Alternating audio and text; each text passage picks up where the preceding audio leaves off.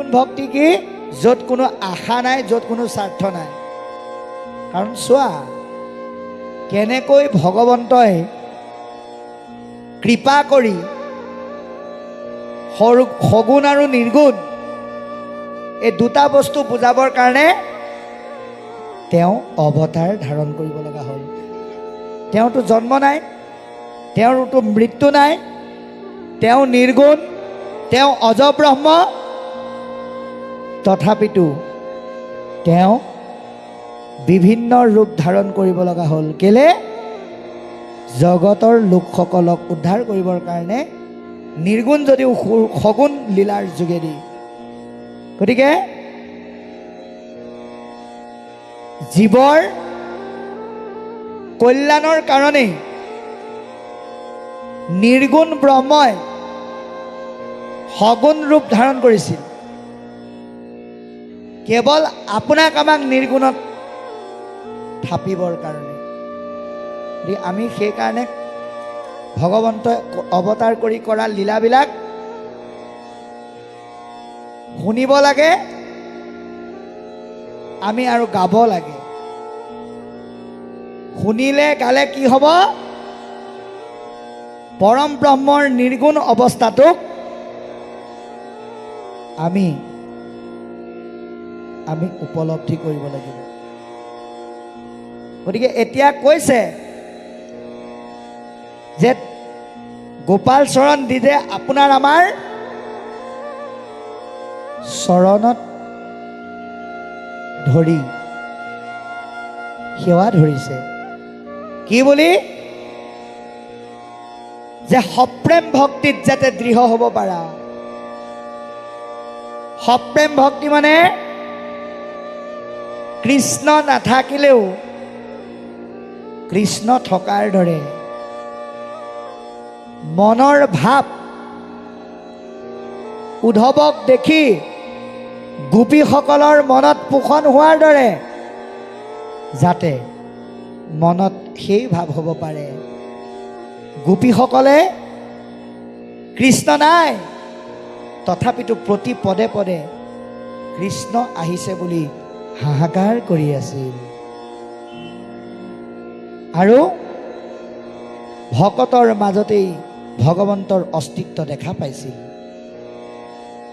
সেই ভাৱ যাতে আমাৰ হ'ব পাৰে, সেইকাৰণে কৈছে ভগৱন্তৰ পৰা আমি এটাই প্ৰাৰ্থনা কৰিব লাগে, এৰা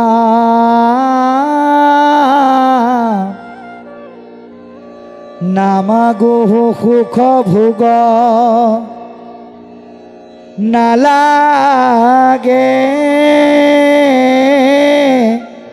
মুকুতি, তোমাৰ চৰণে মাত্ৰ থাকুক ভকতি। আমাক সুখ ভোগ একোৱেই নালাগে, লাগে মাত্ৰ তোমাৰ চৰণত ভক্তি, তোমাৰ সৎসংগ জন্মে জন্মান্তৰে যাতে নেৰো।